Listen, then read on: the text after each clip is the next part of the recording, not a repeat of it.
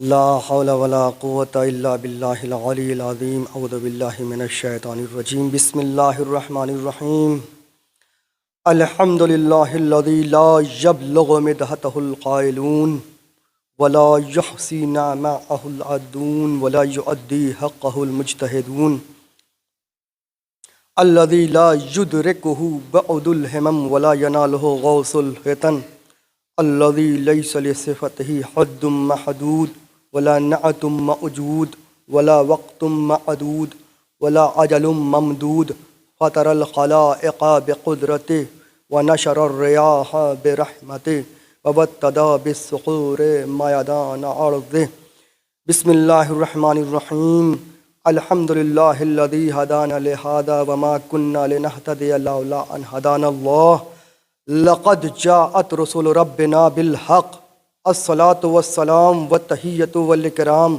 على نبينا المؤيد ورسولنا المسدد المصطفى الأمجد المحمود الأحمد حبيب إله العالمين أبي القاسم محمد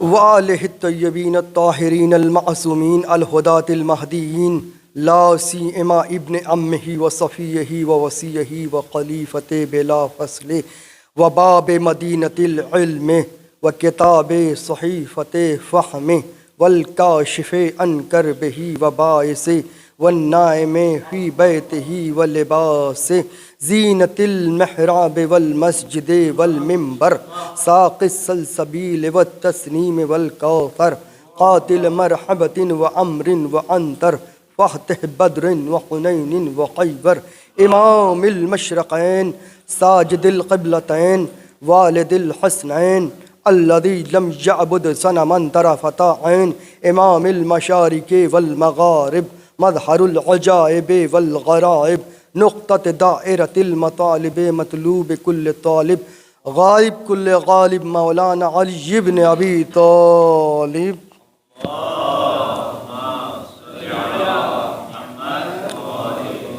واللعنة الداعمة على أعدائهم وعانديهم وظالميهم ومنكري فضائلهم والشاكين فيهم أجمعين أما بعد فقد قال الله تبارك وتعالى في كتابه المجيد وفرقانه الحميد وأصدق الصادقين بسم الله الرحمن الرحيم إنما يريد الله ليذهب عنكم الرجس أهل البيت يطهركم تطهيرا صلوات پڑھیں محمد وآلہ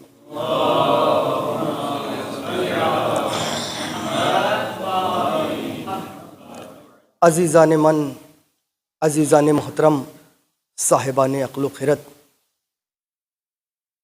تمام حمد ہے اس خالق ازل کے لیے، تمام حمد ہے اس خالق ازل کے لیے، سکون جھیل کو دیتا ہے جو کمل کے لیے، میں جس کے نام سے کرتا ہوں ابتدائے کلام کہ اس کے نام فرشتوں نے بھی سنبھل کے لیے۔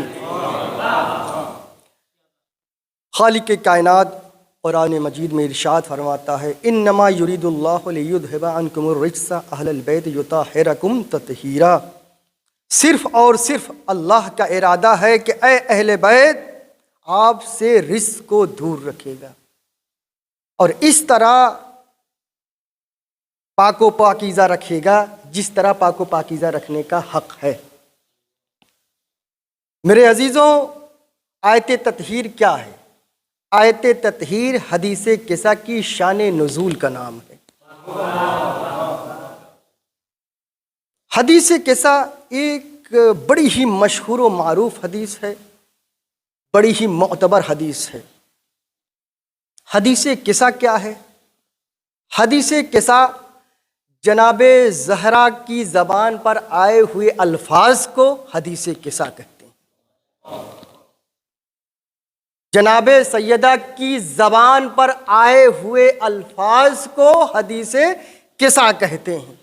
میرے عزیزوں، ایک جملہ کہنا چاہتا ہوں کہ لفظ میں اتنی طاقت نہیں کہ وہ حلال مشکلات بن جائے، لفظ میں اتنی قوت نہیں کہ وہ زمانے کے لیے حاجت رواں بن جائے، بچے اسے مرادوں کے لیے پڑھنے لگیں، بڑے اسے دعاؤں کے لیے پڑھنے لگے۔ میرے عزیزوں، لفظ میں اتنی طاقت نہیں کہ وہ زمانے کے لیے حاجت رواں بن جائے، حلال مشکلات بن جائے، لیکن لفظ اس وقت حاجت رواں بنتے ہیں کہ جب لفظ خود کسی حاجت رواں کی زبان پر آ جائے، تو اس لفظ میں اتنی طاقت آ جاتی ہے کہ وہ لفظ زمانے کے لیے حلال مشکلات بن جاتے ہیں۔ جناب زہرا نے الفاظ میں وہ دم خم پیدا کر دیا کہ آج حدیث قصہ کو کائنات کے لیے حلال مشکلات بنا دیا، آج زمانے کے لیے حاجت رواں بنا دیا۔ صلوات پڑھیں محمد والے محمد پہ۔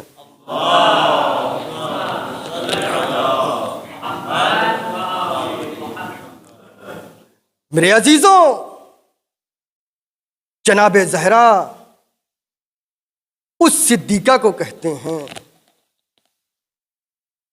کہ اگر کسی شے پر جناب زہرا نے ہاتھ رکھ دیا تو وہ شے، وہ چیز لائق عظمت بن جاتی ہے، لائق تعظیم بن جاتی ہے۔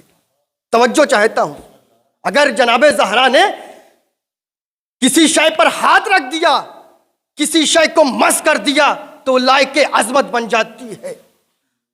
جناب زہرا نے چادر پر ہاتھ رکھ دیا، وہ چادر تطہیر بن گئی۔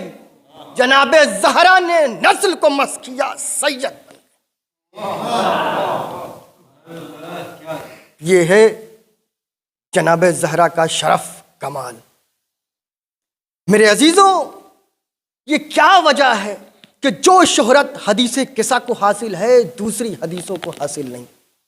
بہت سی حدیثیں ہیں، آپ نے سنا ہوگا کسی حدیث کے 300 راوی ہیں، کسی حدیث کے 400 راوی ہیں، کسی حدیث کے 500 راوی ہیں، کسی حدیث کے 600 راوی ہیں، لیکن وہ حدیثیں اتنی زیادہ معروف نہیں ہوئی، مشہور نہیں ہوئی جتنی حدیث قصہ مشہور ہوئی۔ وجہ کیا ہے؟ سبب کیا ہے؟ ریزن کیا ہے؟ میرے عزیزوں، آپ یہ کہیں گے کہ جہاں پہ 600 راوی تھے وہاں پہ یہ دیکھا جا رہا تھا کتنے سچے ہیں کتنے جھوٹے ہیں، کتنے سچے ہیں کتنے جھوٹے ہیں۔ یہاں پہ صرف ایک راویہ جناب زہرا سلام اللہ علیہا، جہاں پہ جھوٹ کا تصور نہیں، جو آیہ مباہلہ کی مصداق ہو، جہاں صداقت ہی صداقت۔ صلوات پڑھیں محمد والے محمد پہ۔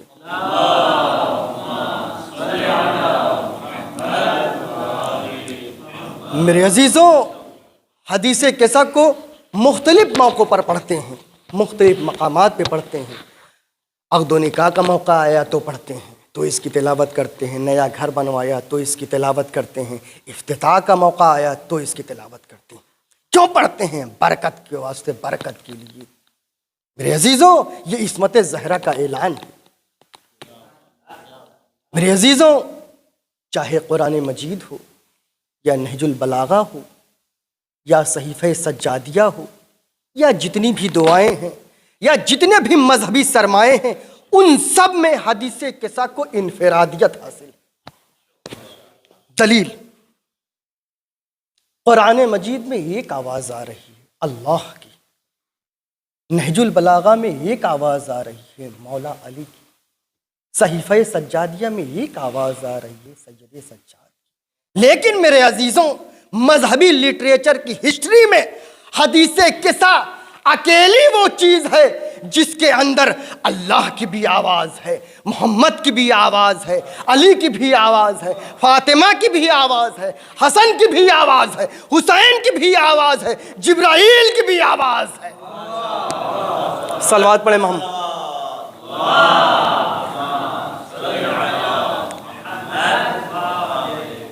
میرے عزیزوں، حدیث قصہ ایک بہت بڑی دولت ہے، بہت بڑی نعمت ہے جو اللہ نے صاحبان ایمان کے حوالے کیا، ہمارے اور آپ کے حوالے کیا۔ اور آپ کا حدیث قصہ سے وابستہ رہنا یہی کچھ لوگوں کو اچھا نہیں لگ رہا ہے۔ کہتے ہیں کہ اکثر و بیشتر لوگ کہتے ہیں، یہ بیماری ہمارے ہندوستان میں بھی ہے، پاکستان میں بھی ہے، کہتے ہیں کہ حدیث قصہ پڑھنے سے کیا فائدہ ہے؟ دعائے کمیل پڑھیے، دعائے ندوہ پڑھیے، دعائے فلاں پڑھیے، دعائے فلاں. یعنی حدیث قصہ کے مقابلے میں دعاؤں کو لایا جاتا ہے. میرے عزیزوں، یہ بات اس وقت بچا ہے، اس وقت صحیح ہے جب دعائیں کسی اور گھر کی ملکیت ہو، حدیث قصہ کسی اور گھر کی ملکیت ہو. جب دعائیں کسی اور گھر کی ملکیت ہو اور حدیث قصہ کسی اور گھر کی ملکیت ہو، جب دونوں کا منبع و سرچشمہ ایک ہے، تو یہ حق آپ کو کس نے دیا کہ حدیث قصہ پڑھنے سے کیا فائدہ، دعائے کمیل پڑھ لیجئے، دعائے فلاں پڑھ لیجئے؟ تفریق تو پیدا کر رہے ہیں. دعائے کمیل مولا علی کا عطیہ ہے، حدیث قصہ جناب زہرا کا عطیہ ہے.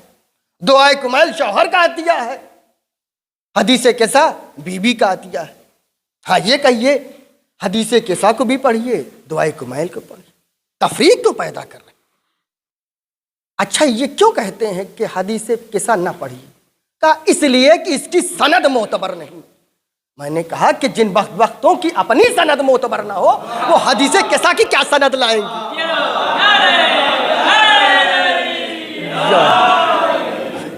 جن کی اپنی سند معتبر نہ ہو وہ حدیث قصہ کی کیا سند لائیں گے؟ میرے عزیزوں توجہ چاہتا ہوں، توجہ کے تعلق دوں. حدیث قصہ ایک ایسی حدیث ہے جس کی سند پہ خود آیت تطہیر گواہ ہے. صلوات پڑھیں محمد والے محمد پہ.